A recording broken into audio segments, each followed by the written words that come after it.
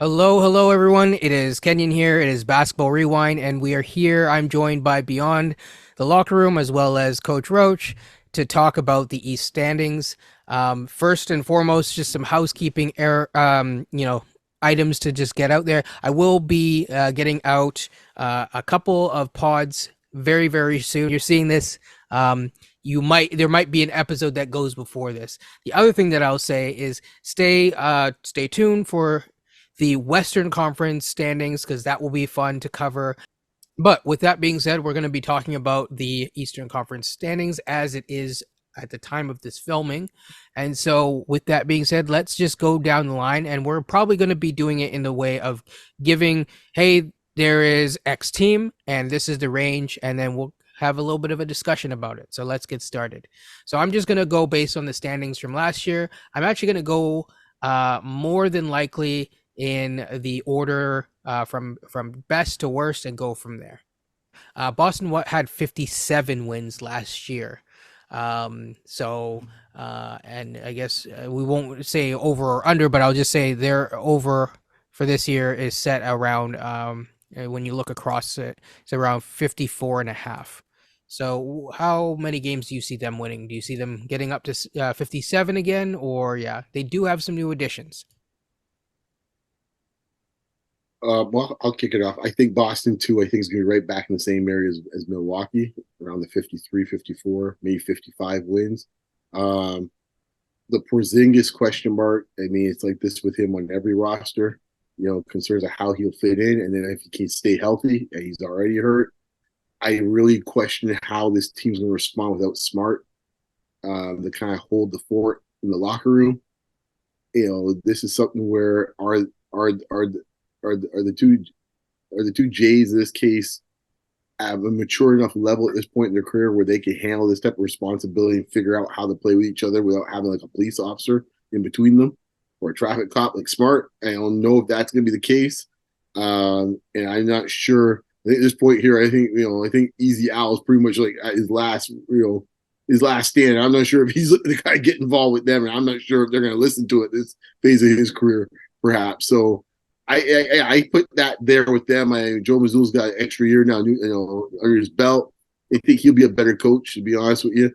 Actually, that's an interesting point that Coach made about Milwaukee. That dynamic with Griffin and Giannis will be interesting to see how that plays out. Because my suspicion is, just going back to Milwaukee for a second. My suspicion is um, they might want him to play a little differently. I think under Adrian Griffin than how he's been playing with Bud. But back to Boston, yeah, mid 50s at 50, anywhere around 53 to 55 wins. Coach? If Boston hits on everything, and it's a big if, but if Porzingis and Robert Williams are healthy this year, let's just say they play 65 games between them or each, they're going to be a 60-win team if they play that many games. Yeah. Porzingis is he had a good year last year. Actually, the numbers were really good. Robert Williams is the guy you want next to Porzingis. It's like I'm not trying to make so much compare these two in a sense, but like Chandler and Dirk in Dallas, this could be a similar with Robert Williams, someone who's athletic, someone who can protect the rim, and then you got Porzingis who can stretch the floor. Now you add Jason Tatum and Jaylen Brown who just got paid for it. If this team clicks and they're healthy, I see 60 wins. Hmm. Yeah, so Okay. I think that they could punch up. I said 53. I'm going lower than people would expect, but I think they'll be better as a regular season team, not than last year, but just in general on the whole. So they had a really good win loss record, 57 wins last year. I see them punching up to 56. I think the East is going to be a lot more clustered Hmm. overall, but yeah, I think 56. I think they could get back up to 57. The challenge is that until they get the sponsorship from Tiger Bomb that they want, they might struggle to get there with the health of the big men needs. So yeah, that's my thoughts there. Now we go to one of the most volatile teams, where We might have disagreement. We might have some consensus here, but that would be Philadelphia, the 76ers. 54 wins was their last year's win loss record. And so yeah, I'm just kind of curious what where you think that they'll end up. And if I go to actually it's set at basically 50 wins. That's what it's set at. Interesting. Interesting. I had them pretty much around 48 to 50 wins. I have like there's a scenario where I can see this going really bad. To be honest with you, for a multitude of reasons. We start with the Harden stuff, and we know when Harden doesn't get his way, the pouting starts, and it shows up really fast. Then there's the part here when it comes to this Nick Nurse and his way of he's already throwing it out there. How many minutes he wants Embiid to play? I mean, Embiid is just not built for that, man. It's like it's. If I was Embiid's management team and folks and family members, I would be concerned about this relationship, having Nick Nurse being his coach. Like it's like I'm trying to figure out what's a best example for it. Um, it's like it's like having in this case here a running back is taking a lot of pounding in this case here, and then all of a sudden, like say this is the mid '80s, he decided to go and hire Mike Ditka. There's certain things, it's like you're not really helping this guy get less carries to save his preserve his body. You're gonna say, and Mike Ditka's out there saying, "Yeah, we're gonna rush the ball about 45 times." It's like that's not what you want. And to get Nick Nurse is like to play with all coaches, the pair with Embiid. Yeah, this could get messy real fast. I am curious to see what the relationship is with Nick Nurse and his bench players. That was fascinating in the offseason. I'm curious to see how that looks. So that's where I'm at, man. I see it. I'm going to be generous. I see. I'll go 47 to 50 wins for Philadelphia. Yeah, I'm. See, if the whole Harden thing didn't happen back in the summer, I probably would have said about 52 wins, with probably a new offense and that'll be implemented. Nick Nurse is very, he likes to coach defense, certainly. And they actually had they added Danny Green. I mean, he's not going to be Danny Green was in Toronto or Spurs, but veteran presence. Mo Bamba in some of the recent runs looks like that he could be serviceable at least for this team. But I'm thinking about 48 wins. Too many question marks around this team. I'll go lower than you guys. I'll go 46. I think they can look really good for the first 20 games until Embiid's cardio catches up to him, and it's like slowly struggling.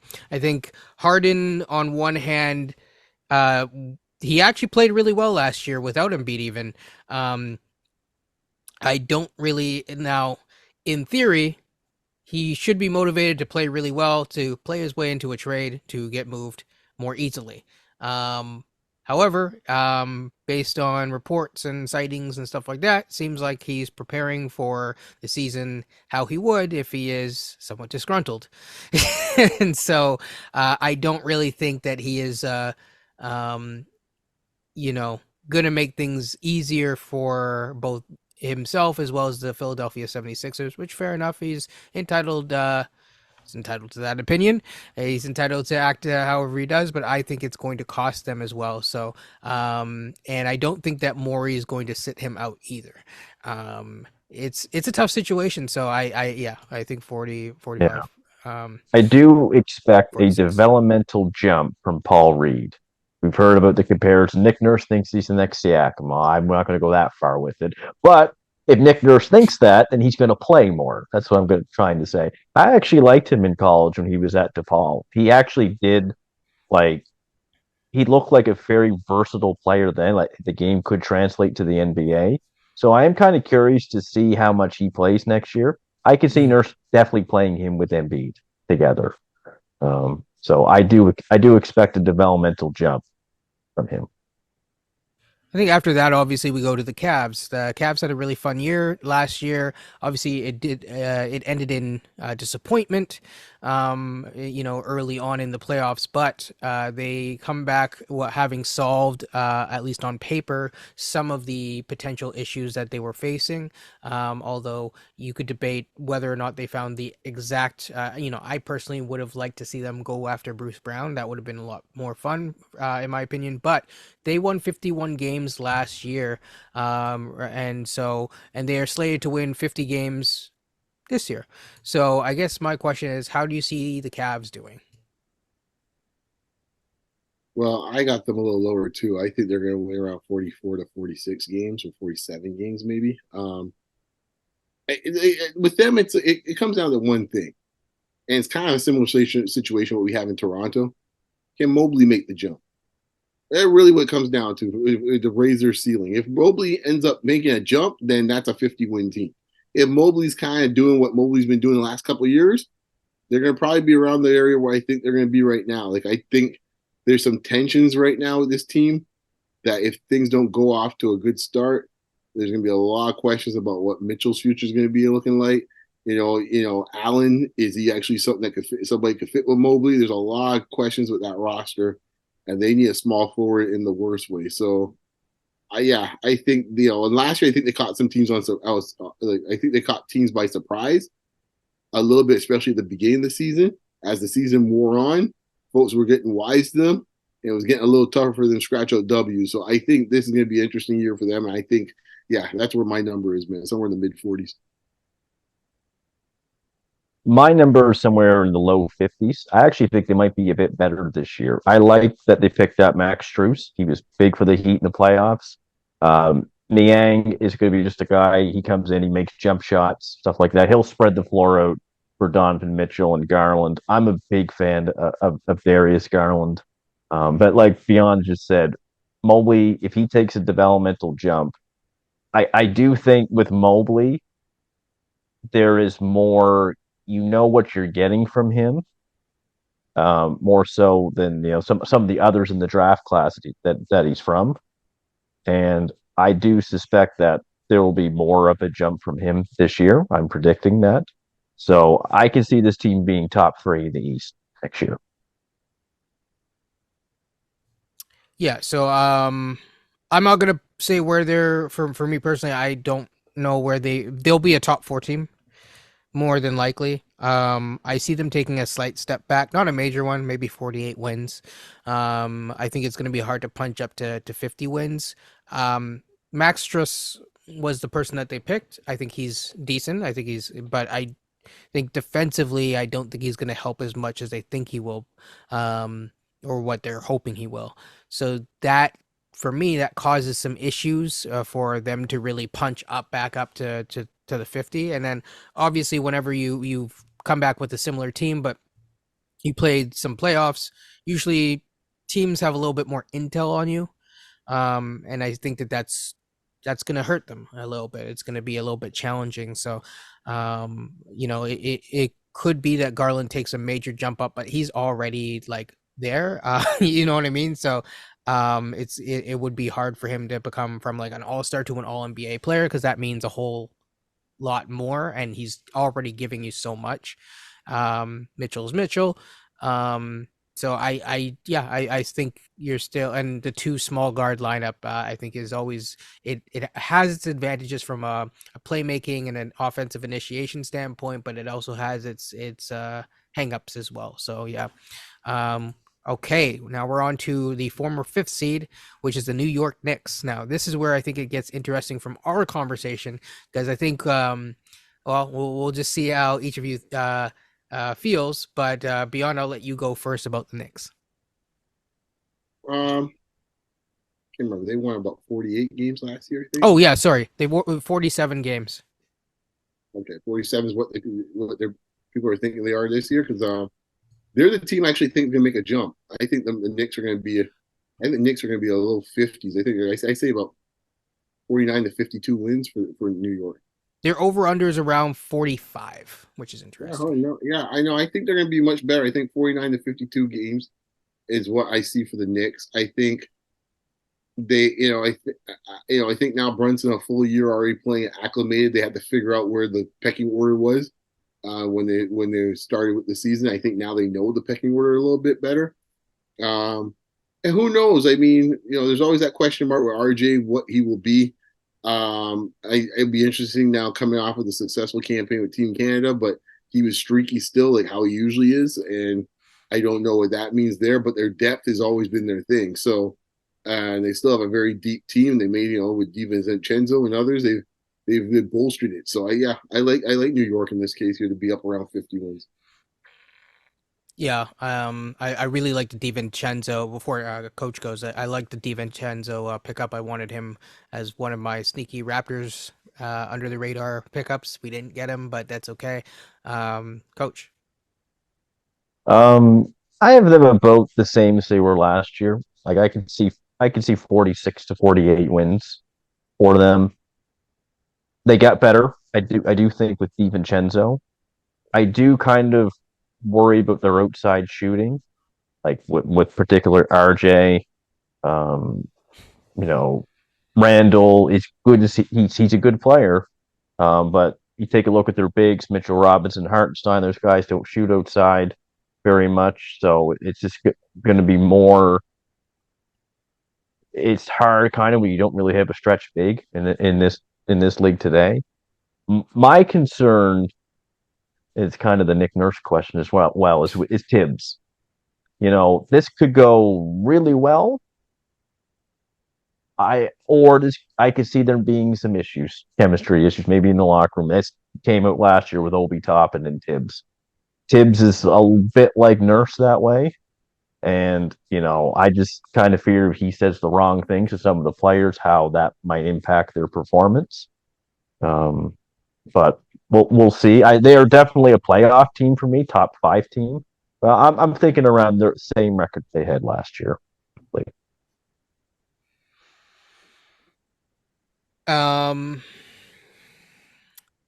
so here's my opinion of them. I think that they're actually going to punch up. And the reason that I think is because of Tips. I think that he is coaching to win at all costs. Almost, I don't want to say mad scientisty because he's not like Nurse in that sense, but I think he's coaching to win. And I think that, again, like the RJ factor is interesting.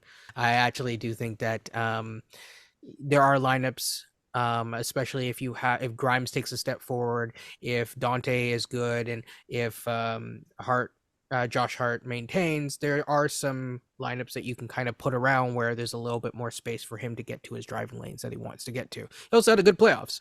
He showed up.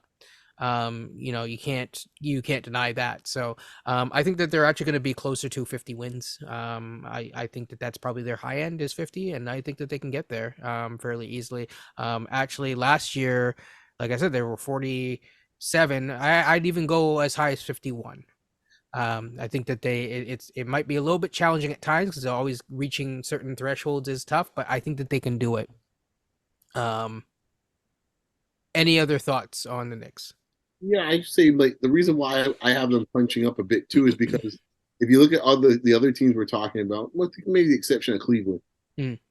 there's been major changes in all those other teams that are ahead of them for the most part. There's Yes. the continuity should give them a jump start than everybody else. Also, too, give Tim some credit. I mean, for years he known about wearing out the minutes, but he played about 10 dudes most nights. I mean, Yeah. believe me, my dad's a Knicks fan. I gotta hear it all the time about who's not getting played, and we would discuss Toppin not getting played. But it wasn't as if, to be fair, if I look at the other side, there's so many guys to give minutes to. Like a guy at Toppin, where was he gonna find minutes to play Toppin consistent set of minutes? I mean, Yeah. this team is still deep, even with Toppin leaving now. They got about 6. They got like 5 guards. I don't know who's playing this case between I believe McBride, Grimes, of course Brunson, quickly. Quickly, and we still got Hart. Like, where are you playing? that's 6 dudes, and technically RJ plays guard as well too. Sometimes that's 6 guys and RJ. Where are you finding your backcourt amount of minutes for those guys? So like, the team is extremely deep. I don't know. That's gonna be probably, if there's unraveling, is that part of it. Guys on the bench growling about not getting enough minutes because they have a lot of really good players, like solid players. The next one is a team that I don't see them doing quite as well, but we will, as they did last year. It would be the Brooklyn Nets, 45 wins last year. Um, I'll just start this one off. I don't see them. I can see them being closer to 30 wins, maybe 35. I think that they're going to struggle, and the key thing is that a lot of their record was overinflated with the two dudes that just left most recently. Their squad. Um, I know that they're gonna Ben Simmons is gonna come back healthier and as a point guard this year. And I think he'll do decently. But again, I think that they are missing a lot of the people that were doing heavy lifting offensively last year. And as much as I do like Cam Johnson, as much as I think that there is talent there on that squad, I think that they're going to struggle a lot. Yeah, Brooklyn. I think if you had to look for a team that's gonna sway, is gonna, let's put it this way, the stock price is going down. It's it's the Nets. As you said before, a lot of Revlon stats with that record last year. We know why. I think they had a little bump initially after the trades, and then they came back crashing to earth. To the point where they barely stayed kept above water of getting into the playing game. And if they did get in the playing game, I don't think they were coming out of it. Um, so they barely survived that. I think Brooklyn's gonna be around 35 wins. I think it's gonna be fascinating to see how Bridges' development is as quote a number one. Can he actually handle it? I got my concerns or questions. I think his highest peak is probably a number two at best. If he's really humming, I don't know if I see him as a number one guy. But hey, stranger things have happened. They got a lot of question marks. You mentioned the Ben Simmons question, which is always hanging over this team. And then there's a lot other guys where they're kind of like a poor man's Knicks in this case. They got a ton of guys, but like how many of these guys are all be fighting for minutes? I don't know how many of them will actually someone's going to be unhappy in this case, right? And then you got to figure out who you plan to develop and think is going to be part of the future. Like Cam Thomas in this case was like looking like junior Kyrie for about a week. So like, is he going to have a chance, to get more time to actually show what type of offensive prowess he has this time around with now a fresh start? I don't know. Like, but I see them pretty much 35 wins. Good luck, Jacques Vaughn. I see them high end 38 to 40. They have 13 guys over 6'7" on their team. People think we do Vision 6'9". These guys have taken it to a kind of a different level. Um, I agree with Beyond. It's going to be interesting to see Mikal Bridges as that number one guy this year for a full season, what that's going to look like. They probably do have the best wing defenders in the league on one team. When you take Bridges and Finney Smith, Ben Simmons, I mean, Claxton's a very mobile defender as well. Royce O'Neal's pretty good. They have pieces on the team. I just don't know how you make it fit. That's going to be kind of the question because it's going to be hard to play Claxton and Ben Simmons together. Like both of them can't shoot, but they have shooters on their team. Like they have more shooters that they can go to.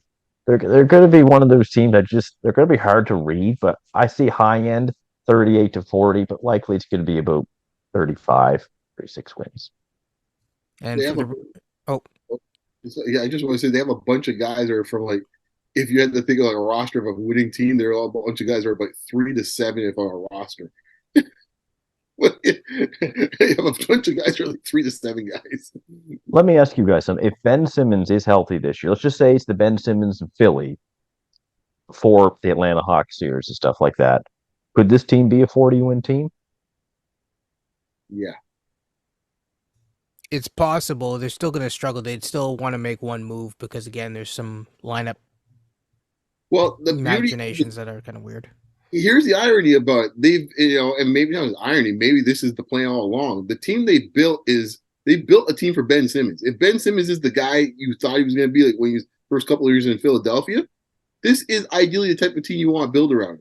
It's got a ton of shooters, a lot of guys that can switch in this case on defense to help with him in there, and they have a guy class as a rim runner that you can throw lobs to. They literally have the type of team that is built for him. So it all depends on if his mind's right, man, his body's right. So we'll see. Yeah, and that's the challenging thing, right? Like it's like I think It's possible, but like I said, for Ben Simmons to really be in the best place that he can be, you need as much of a supportive environment as possible. And I don't know if the NBA provides that, being in the spotlight all the time. Um, I would just venture to guess that it's probably not. Now, obviously, some franchises are better than others for that, but yeah, we will see. I think it'll be interesting. There's going to be times when they look really exciting, and they'll be very interesting to play. So stay tuned and keep an eye out for them for sure. But their over under is around 36. You know, the 35. Yeah. Fair. And So Dame's actually a good fit with this team. He could be if he's with Bridges and Claxton and stuff like that. I could see him being a decent fit. he could be, unless you have the issue of Ben Simmons wanting to be a point guard. And then that's another conversation. So yeah, but yeah, no, I in all seriousness, yeah, Miami Heat are next. Of course, they were in the finals. Now I have some very, very interesting thoughts on them. I guess they're over under for this year. As I kind of muse around and find it, is quite high actually. So again, last year they were 44 wins, if I'm not mistaken, and they were the 7th seed. This year they are the over under is 48 and a half. Thoughts? That's way too high for Miami. I got Miami right where they were last year, man. Somewhere around 42 to 45 wins. Like that 48. First thing, for the 48 to be possible, you have to hope that Jimmy Butler's going all out the entire season, which I doubt that's the case. He's a guy that likes to pace himself. So that's already the first caveat that puts the 48 in jeopardy. Two, the next obvious thing is the guys that left the bench.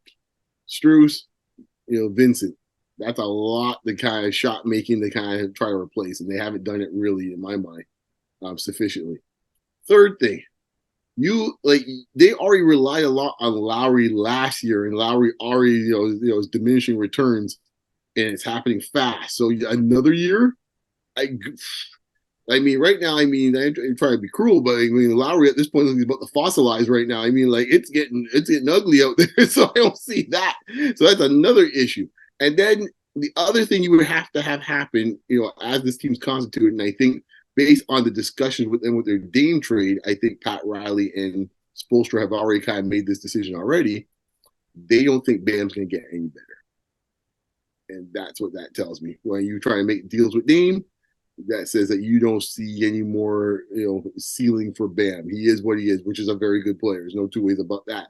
But he's not that guy to be a guy to kind of take over the reins from Jimmy, let's say in this case, anytime soon. So he is what it is, and that's why they're going big game hunting. But yeah, I got them maybe barely above water from 500. So like, I think I had 42 to 45 wins. I think that's fair enough. So around there. Yeah, I'm kind of the same as beyond 42 to 45. Lowry's 37, Kevin Love's 35, Jimmy Butler's 34. They lost Max Strus and Gabe Vincent. If you got anyone who watched the playoffs, know how valuable those two were. The Jovic kid, I think he's got some talent, some upside, but he's only 20. He's not going to probably reach that till he's a bit older. Caleb Martin was a good surprise for them, actually. I think they found something there where he's going to be a pretty good player. They did bring back Josh Richardson. They brought in Raptor Justin Champagnie, of course, this year. Thomas Bryant was a decent pickup for them.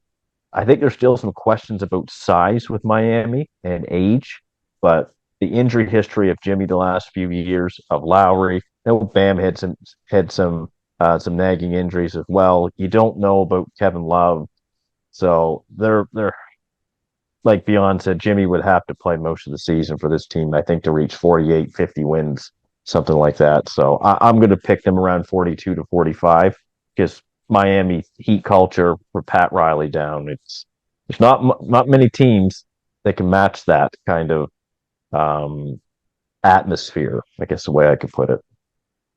Neither of us even mentioned in this case the biggest thing in the room right now is they got a 6-man that's not happy. Yes. So that's there's a lot of directions that I can go with this. I just want to double check. I thought that they got Josh Richardson in free agency. instead of bringing Yes. him. Yeah, okay, yeah. Yeah. Yeah. They lost Oladipo. I know he didn't really get a chance to, really show out how he wanted to, but I think that. So I'm gonna actually credit someone with this. Raps fan 22. I was talking to him a couple of days ago. We were talking about Miami, and the interesting thing about Miami is he asked me a good question, which is who starts at three and what is your starting lineup? And the thing is that Lowry's not in the starting lineup, which is very interesting. Duncan Robinson's not in the starting lineup either because of defense. Because if you're putting him and Hero in the starting lineup, you're probably going to have some problems. And you're putting way too much pressure on Jimmy Butler to do everything. And already, we just, beyond you basically said the same things that I'm thinking. They had a deep playoff run, and then now you want Jimmy to basically go all out for at least a minimum of 65 games.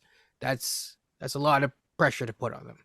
I don't think that they've answered all their questions. I think Josh Richardson is probably in their starting lineup. I think he'll be pretty good. I think he's underrated, but I don't think he's going to be enough. And I don't think he's going to be enough to overcome the three potential guys, if you include Oladipo's potential on that team. I don't think it overcomes that. And they didn't really answer the main question, which was they struggled with size. Bam is not the biggest player. He's a really talented player. I think he plays the right position. But, sometimes this is the problem with having these super mobile 6'9" guys instead of having a 6'11". I mean, Ben Simmons is taller than him. And, Ben Simmons is a massive human being. But I think the other thing with Bam is that in terms of his actual offensive game, which Beyond was mentioning, as much as I think Bam is a really good player. So people will freak out in the comments and say, you don't like Bam. Well, you're not listening to the conversation.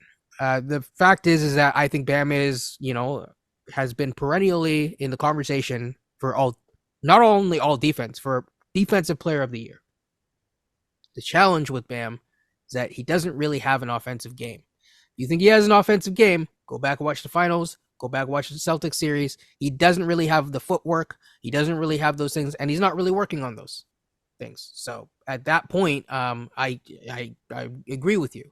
So I think all those things, especially with Lowry being how he is, and notice how it's like I don't see a lot of Lowry going to Portland. In part of that because I don't think Portland wants Lowry. No offense, Raptors fans, I get it. Lowry was the GOAT. He is the GOAT until proven otherwise, but it's kind of going into a different part of his career. That's what I'll say. And, I think best of luck for this year, but assuming that they are in the way that they are in terms of the teams, I'm going to say 42. I know a lot of people will say that's crazy, but Jimmy might be Jimmy in the playoffs, but you got to get to the playoffs. And the other thing that I'll say is I know people will pull and say, hey, but you can become a 7 seed and make it through the playoffs. I think that that's hard to do for an older team again and again and again. It takes a lot of emotional and physical energy and resources, even emotional energy to do that. And I don't think you're going to see that this year, where a 2-7 and 7 and 8 seed make it. Any final thoughts before I move on to our favorite squad, which is the Hawks? No, man, let's get to it. ATL. Atlanta. Shout out TJ. Shout out TJ, who I do want to have back on this channel. I've actually talked to him about it. I know he's knee deep in football season. He actually told me that too. So we will have TJ back on it. Hopefully this time, TJ, if you're listening to this, hopefully you're not quite as busy and you're not at work. So, but really, really like to hear your insights on the Atlanta Hawks. With that being said, they won 41 games last year. Now I have some thoughts on the Hawks, but their over-under is around between 42.5 to 41.5, which is kind of where I just looked it up just now, but I would have them around 41 games personally. So I'll go first with this one, and I'll take the heat with this one. Is I think that they're actually going to be worse this year since they did not get Siakam, and I think that Jalen Johnson is going to be good. He will have a chance to showcase his talent, but he's not the lob threat that I think they just let go. It's just not his game. And so we will see what happens. I'm very curious to see what happens with Kobe Buffkin because they got Patty Mills for some odd reason. And not that there's anything wrong with Patty Mills, really good player, but it's just a weird fit on this roster. So I'm kind of curious how that kind of factors into here because I don't know how Kobe Buffkin gets his shine or his play in this. So I'm curious how that works. And yeah, I think they're going to be an interesting team. They'll have really exciting moments during the season. I think Trey is still going to be Trey. I don't think he's going to be off commit to any sort of off ball role, which I think is going to be their limitation and their challenge. But I still think that he's going to be really talented and he's going to be able to propel them to the win total that I just said. So yeah. I'll go next. With Quinn Snyder showing up, they were 10-11 in 21 games. So they're about 500. Now, for a new coach coming in, it takes a bit longer to put your systems in and stuff like that. So I'll give him, a bit of a pass for that if they were expecting to have a better team. I see them around 500. They could be a couple games above 500. You're going to have another year of the Trey and DeJounte backcourt. I remember Kenny and I had mentioned to you, I'm like, this in theory should be a great fit. They have kind of two separate games. Murray's a bit bigger, he's more athletic, and Trey is like the floor spacer. He's able to operate. Now, it did seem to struggle at times last year.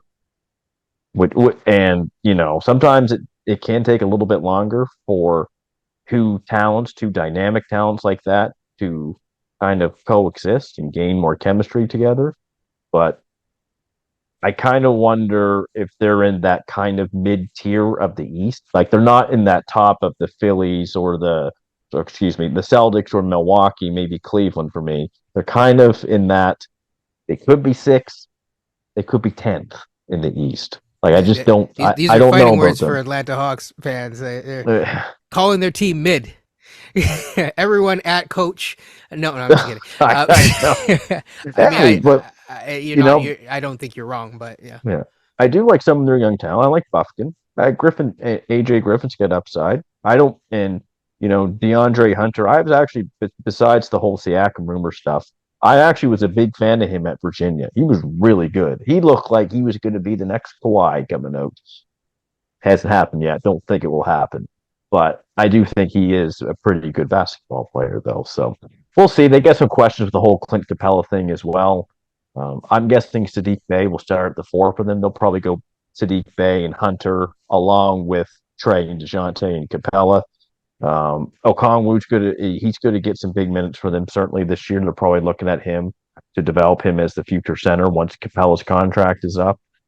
But yeah, I could see them anywhere from 42 wins to maybe at best 45. But that's a dynamic backcourt if they get it together.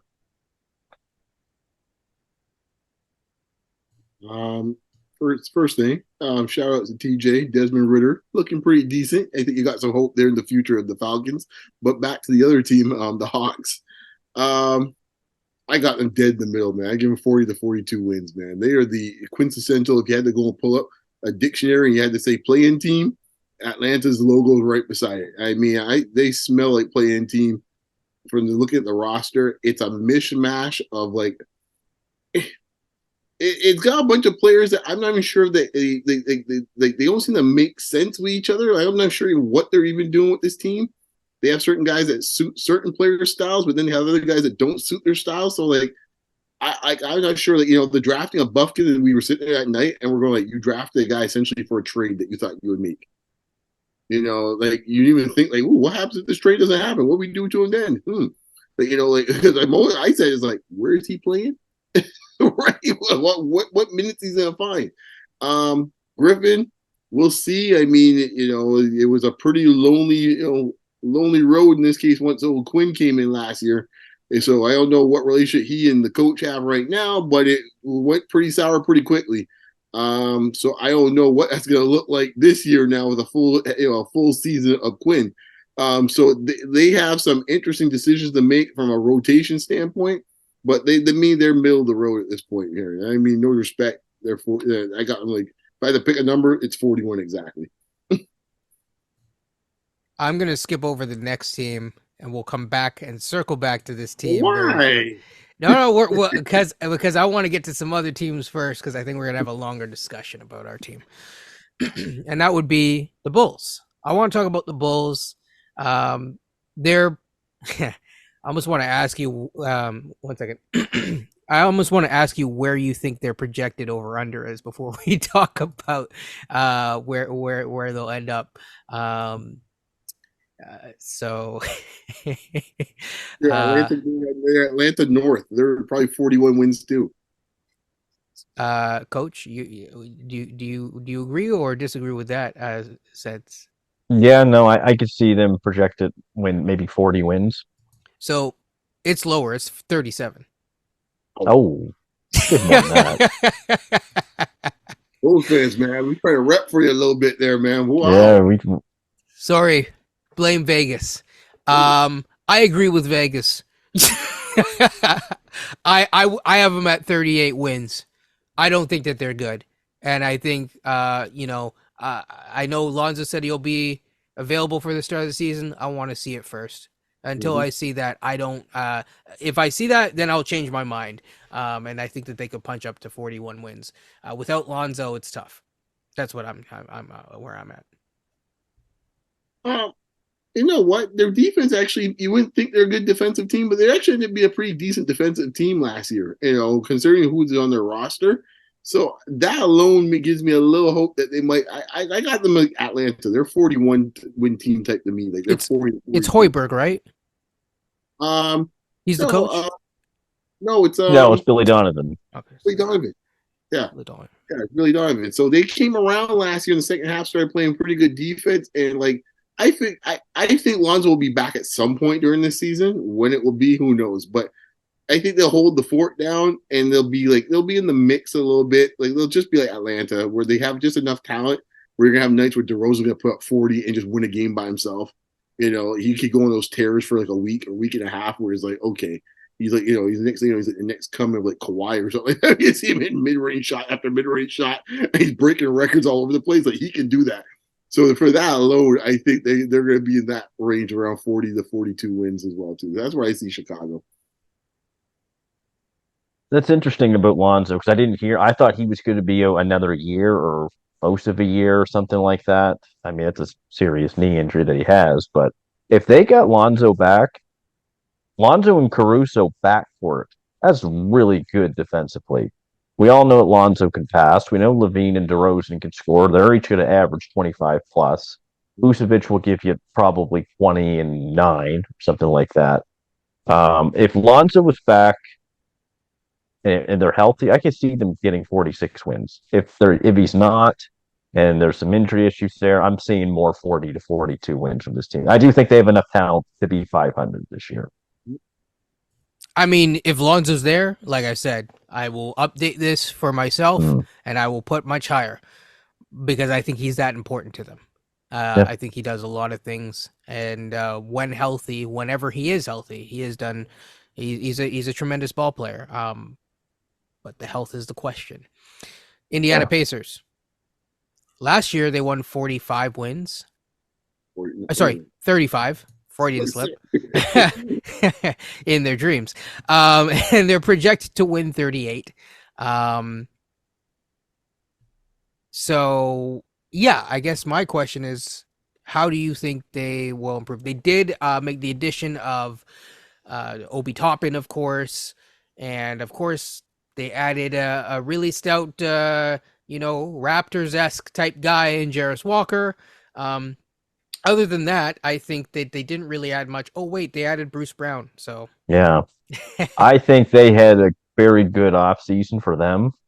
You brought in a champion. You got a versatile 4, I will say, to play with Miles Turner.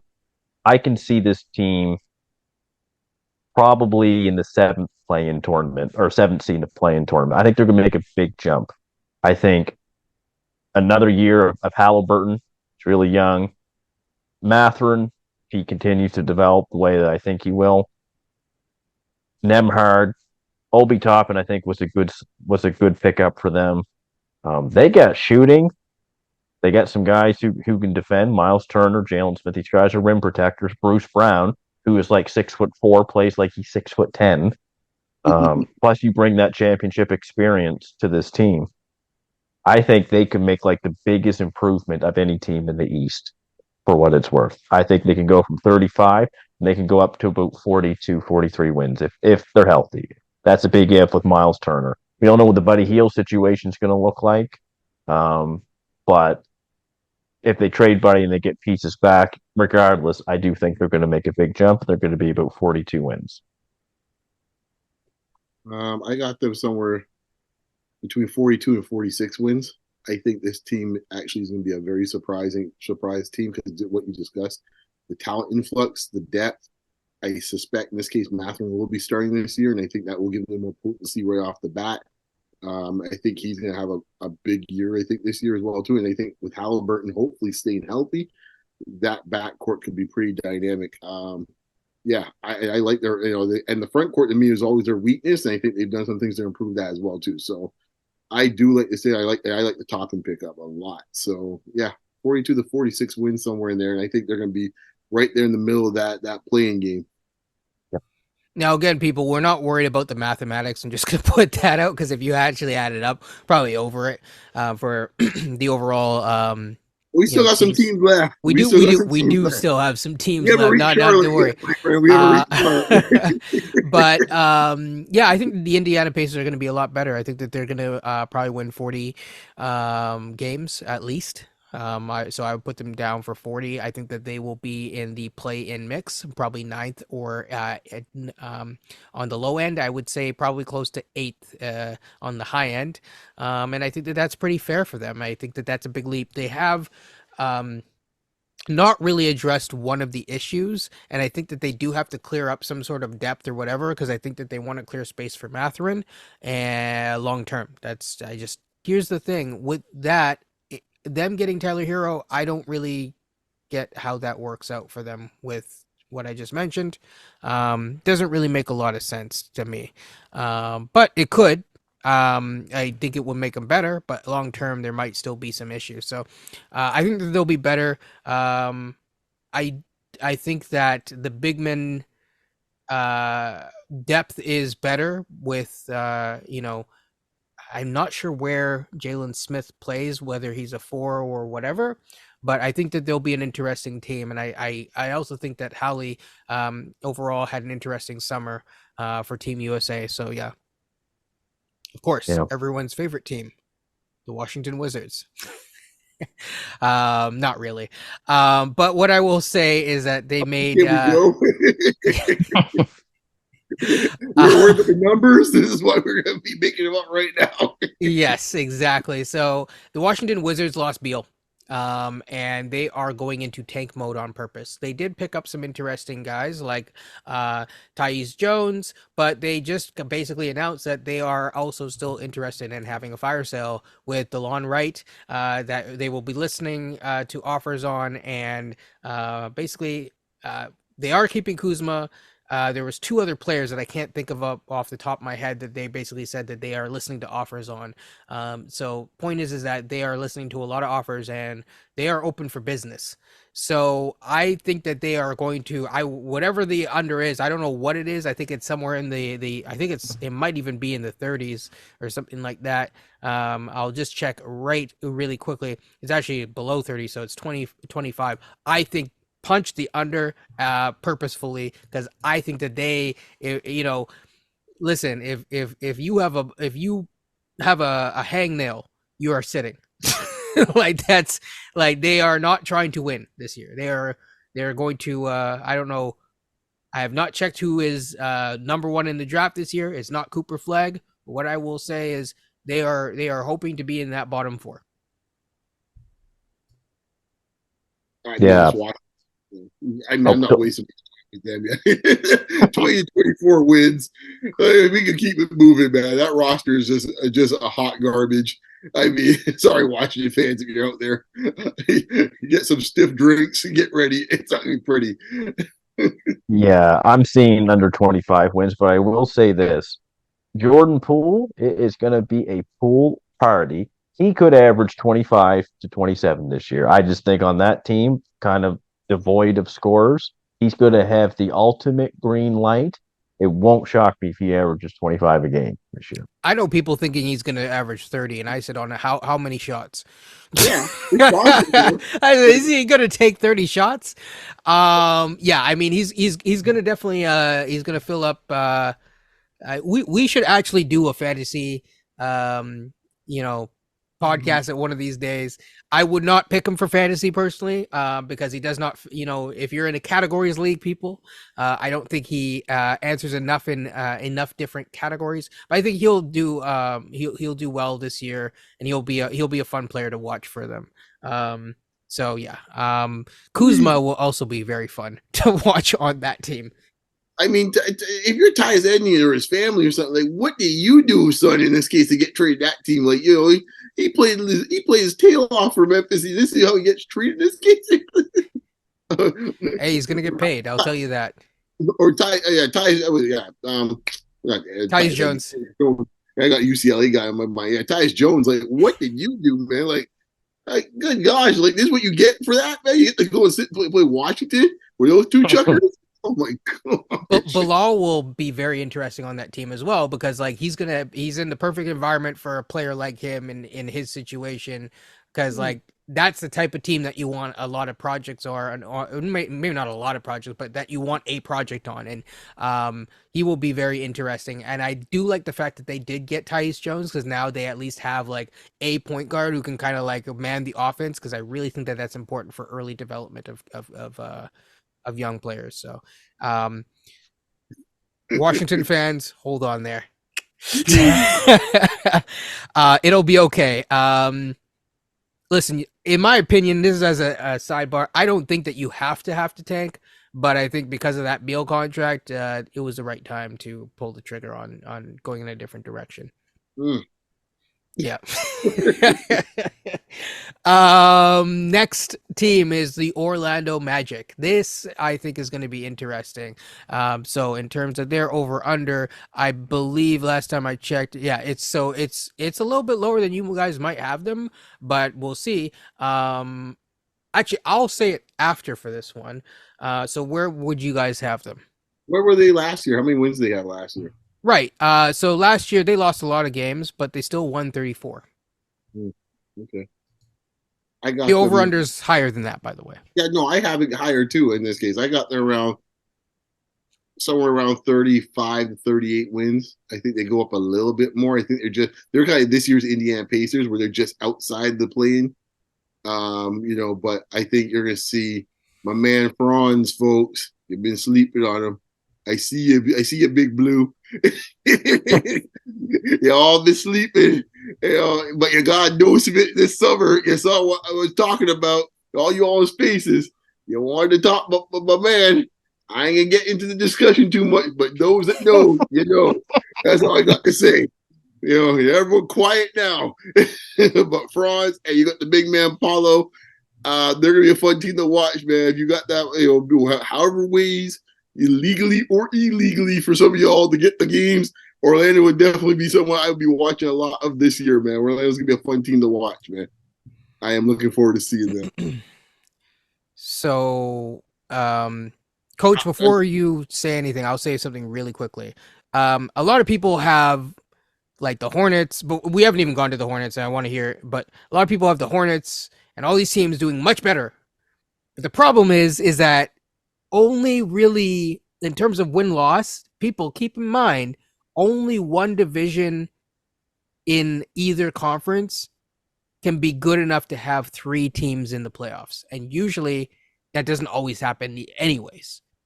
So keep that in mind for the audience when you're thinking about where you would put people. But did the Atlantic Conference last year have all the teams? Well, I guess not the playoffs, but yeah. They did. Yeah.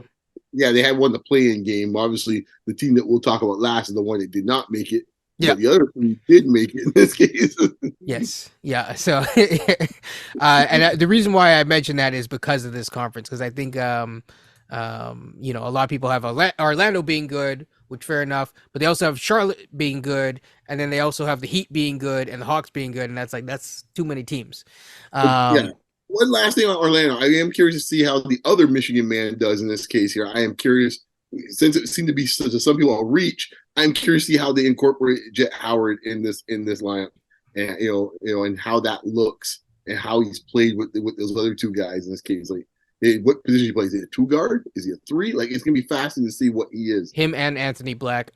Coach. Yeah. Oh, I by the way, when you said Michigan, I at first thought you were talking about Caleb Houston. They got a lot of them on that team, man. They They got a do. lot of them. I haven't mentioned the brother. Like, I mean, Yeah.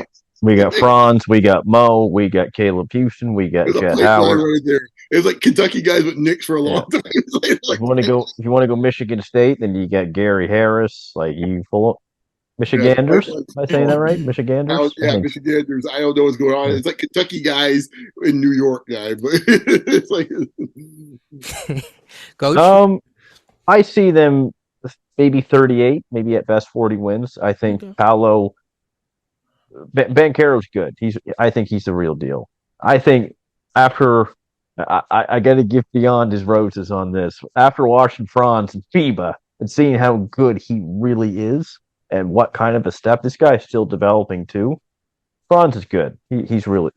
My only issue with this team is yes, you got Paolo and Franz. That's good building blocks. They got a lot of guards. What do you do with? You got Markel Fultz, had a good year last year. Cole Anthony's on the block. He's not bad. You got Jalen Suggs, who was a top 5 pick 2 years ago. You got Anthony Black this year, who was their big draft pick, along with Jet Howard. So I think they have some decisions to make moving forward on that end. I kind of Wendell Carter is good, but he's been hurt a lot the last few years, and Banchero's going to need someone in there, ideally, who's going to man the paint, protect the rim a little bit more as well. do you think Wendell Carter is playing out of position? Like he's not really a center. Is that why he's getting hurt? Because I don't think he's really a center. Yeah, it's a good question. I don't know because I don't know if he's mobile enough to play like with this NBA today. That 4 positions got to be fairly mobile. Problem is Wendell's a little small to be center. Yeah. Right. Exactly. Yeah. Yeah. So I mean, they're a team that got a lot of good young talent, very similar to Indiana in that sense. But it's kind of putting those pieces together. But if you got Franz and Banchero, you're doing all right so far. Yeah, I think Wendell Carter Jr. is what we sometimes call a tweener, right? Yes. You don't really know what he is, but he's really good. He definitely has some skill, but you're not really quite sure what position he plays, but he's skilled. I think it's going to be a problem for another day for them, but I think that they'll do better. I think some people are well overrating their leap because I think it's hard for young teams to make that leap. And like you said, there's a lot of young people at guard on their. I mean, you guys didn't even mention Caleb Houston after I did, and he's a guard. So that's another thing. It's like, yeah, like you just go down the line and you start adding up, and it's like they got some cleanup work to do.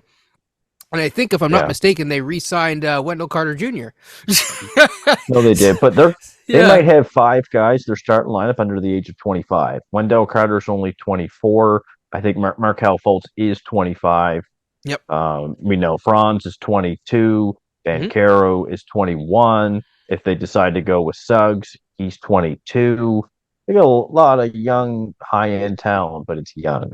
Absolutely. And Suggs, to end the year last year, I think he actually had a much better year shooting, as well as just overall as a talent. I think he was able to let his talent kind of be showcased near the end of the year when he was finally healthy. Now, I want to talk about the draft really quickly and that specific draft. When we were at 8, I actually liked Franz Wagner. This is something that one of my listeners will know because I had a lot of conversations back then about Franz. And before we moved up, I really, really was like, you know what? I really like Franz Wagner. It was him. I also saw that the Raptors scouted Giddy, but I really like Franz because I said this guy can play. This guy's going to come in with a skill set. A lot of people, I think, look down on him partially because of his complexion, and I think that sometimes players come in and they will kind of be ironically looked at it in a particular light because of how they look like coming in and past players that they are compared to. Franz can Yeah, hoop. He yeah, can it's hoop. interesting. I think also his brother kind of threw things off for him because in Yeah. college his brother got more height than him in a lot of ways. In some ways, That I don't remember because I no, didn't Wagner really was really highly heralded when he came to Michigan. Like it was like, interesting. yeah, like he wasn't like a slouch himself. I think it kind of like it's one of those things where one gets lumped with the other, kind of. And I think Yeah. like where it's like two different types of players in this case. The other one's the one you need to be talking about. I think the other thing too is having a brother in the NBA, having family who's been in the NBA, but especially having a brother who is in the NBA currently.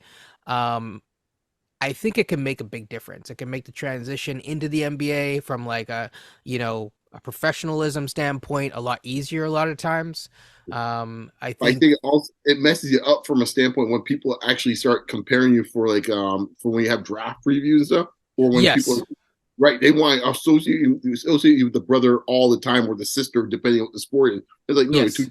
different types of players, right? Yeah, so from that standpoint, totally agree. But yeah, I think just from in terms of getting used to the NBA and like how like what does it take to get better and that sort of thing. This is one of the reasons why, as a side note, we are not talking about this team this year. But Keontae George, I think that he's going to be really good. His dad played. His dad played like professionally. Um, and so I think that those type of things, it really changes things for the incoming talent in terms of what it takes to be a mature NBA player and come in like a pro from day one. Because as they say, there's levels to this. I have the Orlando Magic at about 38 wins. I think that they'll be a little bit better, but not a lot better. I don't think that they're going to be as better. They might be again around where they were last year, but actually no, I guess that would be better. So I think that they'll be fighting for the we'll say the 11 spot. They might get up and punch up if they're lucky for the 10th spot. Next team, we have two teams left. Charlotte Hornets. Now, we might have some disagreement. I know some people that think that they're going to win 41 games, 44 games even. Um, do you want to guess where their over under is, or do you want me to just tell you? I mean, like, come on, it's been pretty ugly. So just like, let's just get it over with, It's man. 30. 30? Yep. You serious? Are you saying that that's too high or too low? It's way too high. Oh, okay. Wow. Wow. Okay. Have you seen that hot mess we watched in July? Like, what part of them think we got guys that don't even like each other on the team? Never Oh, mind. I don't disagree with you. I think people are overrating. Listen, I this is not shade against Lamelo, but he's one dude. Like, I mean, I feel for him eh, honestly. Like he's a guy. If he said tomorrow I want to trade, I would just stand up there and just like clap. It's like, yes, sir, I agree with you. And as far as our noise about it, because like that franchise is just a disaster. It's It's an a absolute mess. disaster. It's a mess from ownership right on down. They have a clue what they're doing. Like and they're doing a disservice to this young man, honestly, because he's a heck of a player when you just sit there and watch him. you're But I also can't surrounding him with like I'm saying, grade A characters. right? And losing wears on dudes, man. Like people just assume Yeah. he doesn't play defense.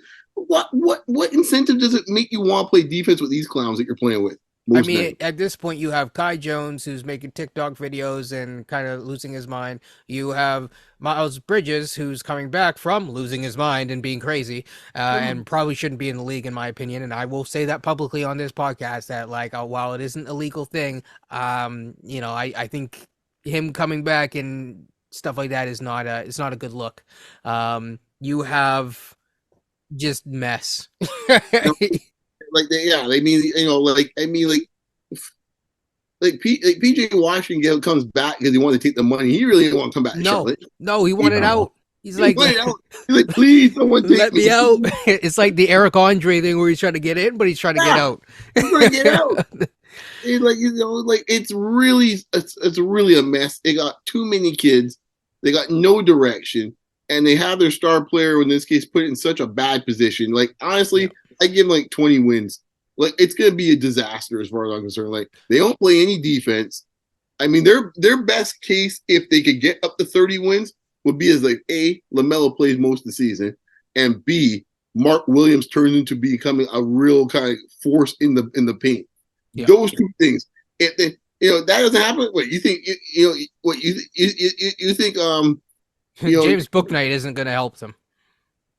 And we even talk about in this case here, Pistol Pete. In this case here over there. Rozier? No, I'm talking about Miller. Oh, Pistol Pete. Sorry. Like the point guard in this case here. Like good luck to you with that bunch. I also am not a fan of their other pickup. I thought that he was good at that thing, but I'm not in terms of his overall whether he makes it work. I don't think it works, and again, he's not in a supportive environment to help that, which would be Nick Smith Jr. So LaMelo, best man. of luck. Not a fan of the team, but hey, Charlotte Hornets fan, I'm more than willing to be proven different and proven otherwise. Coach, your thoughts on the Charlotte Hornets, who we roasted, I guess. The franchise is a bit of a mess. I do feel like Beyonce. I feel bad for LaMelo because I think he's a big time talent.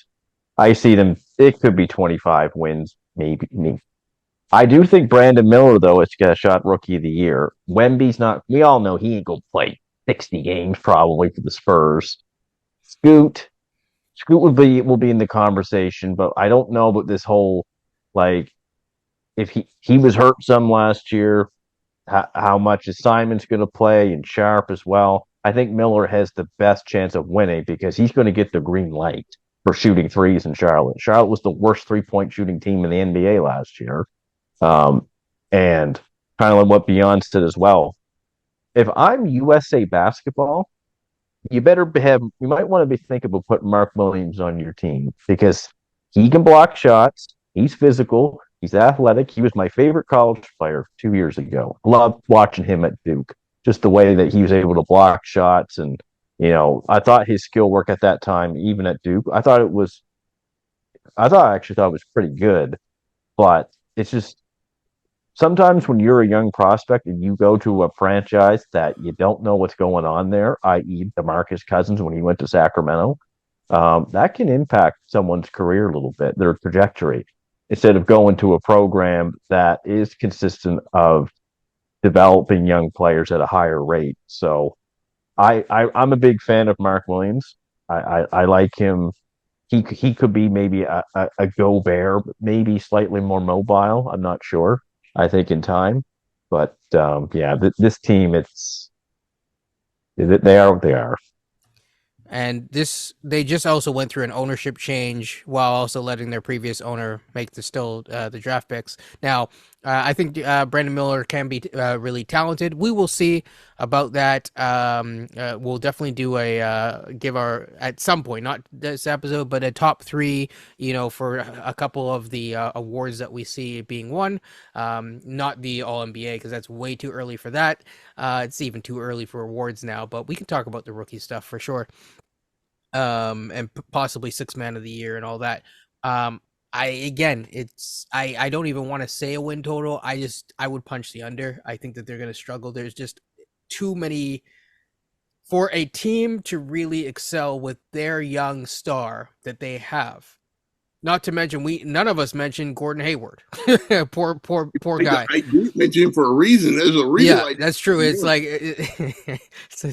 him and Otto, the old men at the park wheeling up, right? Yeah. And at this point, I think that the challenge is that there's a lot of infrastructure on the back end from a professionalism standpoint that needs to be put in place in these organizations. I just don't see it being there, especially as we saw with the moves that they made, and continue to make this, over the Well, past couple off seasons. So yeah, you said very eloquently what I was getting at with Mr. Miller in this case here, folks. So just calm down about that. That's what I was getting at. There's a lack of maturity with this group. And I think LaMelo is the best of the bunch, who I think is actually more mature than people give him credit for. mm-hmm. He just got no help around him. I don't even know, will he even start the season? Because he's coming off the injury. Is he ready to go on tip? Yeah, that's a good question. I'd have to double check that, but he is. And it's like you're sitting there. And by the way, for a coach to say that about Duke player, we're Tar Heel fans. That's a big say. So that's a lot of respect when he says that about Duke guy. I'm in the same boat with him.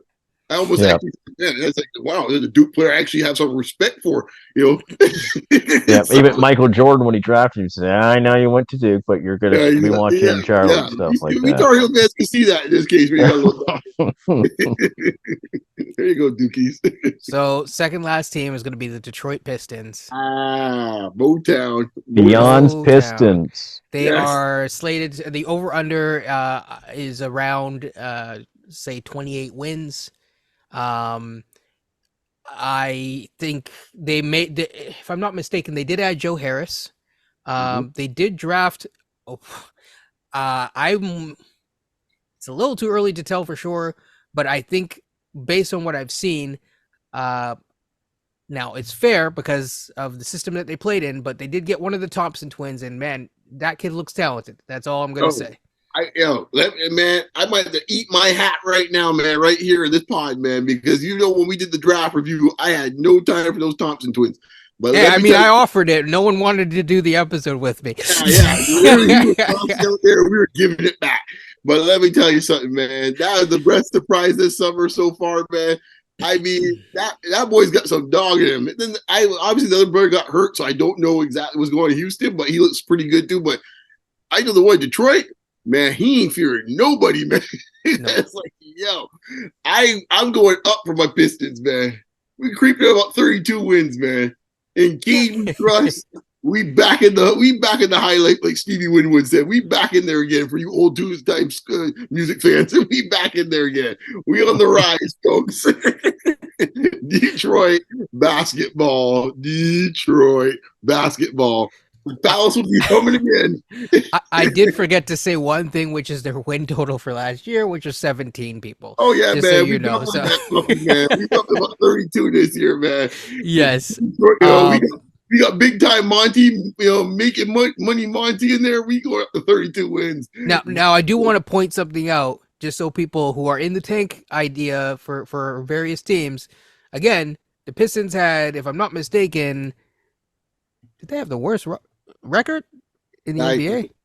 Detroit, I think, was near the bottom. I'm looking right now, and I'm like, based on this, this is current. They had the worst record in the NBA, and they were out of the lottery. So just so people know, that can happen. I know when the balls bounce that day. It's like, really? So, I mean, kudos.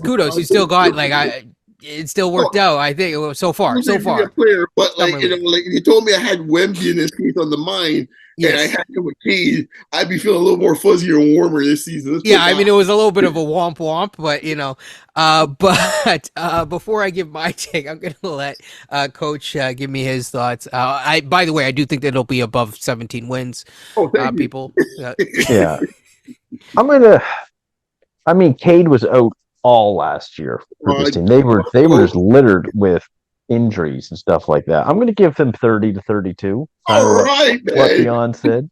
I'm a Monty Williams fan. I remember I was possibly wanting him for the Raptors coaching job and stuff like that. I think he's a really good coach. We got room on the bandwagon for you right there, man. We got a New Jersey for you for the nights, for the aughts, man. Great Hill style, man. We got right here.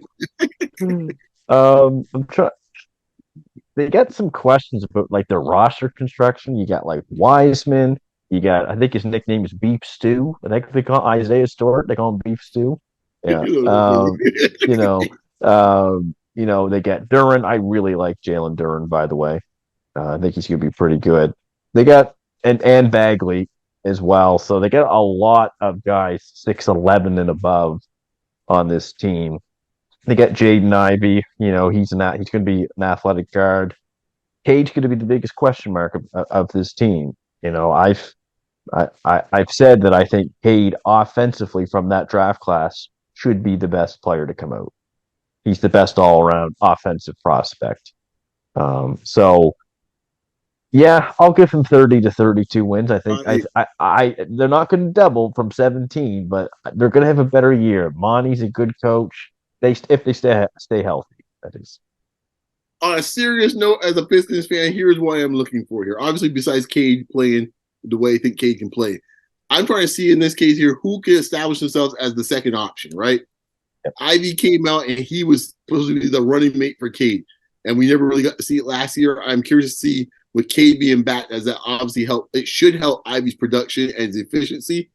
And then the wild card in this case is gonna be Thompson. But like if Ivy can come out there and he bumps up his total to more like high teens in this case, maybe low 20s, which it might be a bit much to ask for, but he's an explosive player. And now with Cade there, where he's not getting all the attention, I think we could be on to something here. And then with Duran probably going to be getting legit minutes this season. I think he's a Monty type of guy.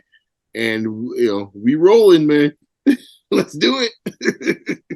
Duran's probably the guy that Monty wanted from Ayton. Boy, I'm not going down that path. I'm not going to go down that path. Okay, fair enough. Let's not go there, man. Yeah. Are we ready for have the discussion? Well, not yet, because I have to give. Yeah. So I'll say I have them around. I would punch the over, but not by much. I'd give them 29 wins. I think that they'll be good. I think that they'll be excited. They could get up to 30, so I'll say that. I do think that they could get up to 30. 32, I mean, it's possible. I mean, it's just 2 wins. At that point, it's like I don't think that they're trying to tank, is what I'm trying to say. If you get 4 off of Charlotte right off the bat, man, like, come on. Yeah, I actually haven't looked at the schedule, so I'm not really focused, so I if they play Charlotte early on, they could, yeah, you're right. They could rip off a couple wins or something like that. Right there. I'm just glad Dwayne Casey's out, because maybe the Raptors can win a game against Detroit now, Yes, yes. Against them last year, the Raptors. They won maybe 2. Yeah, we won. I mean, yeah, we did. I was gonna say we won the season series for once. Yeah. So I think it's but hey, you never know. Maybe during that time you'll see Dwayne Casey kick off the old his sneakers and make his way off onto the court for it. With that being said, I guess the question that I have for you guys is, should we make a part 2 for the Raptors, or should we just talk about the Raptors right now? Yeah. You might want to make a part 2 because there's a lot of elements to this that could change. There's a lot of elements. That's what I was thinking. I was just looking at the time. So, people, stay tuned. We will be talking about the Raptors. I think before I head out, I will make clear what their over under is according to Vegas. Now I kind of just look across the different ones and give the kind of the overall average. They're at 36.5. So you could say either 36 or 37 wins is where I put them. So people, stay tuned.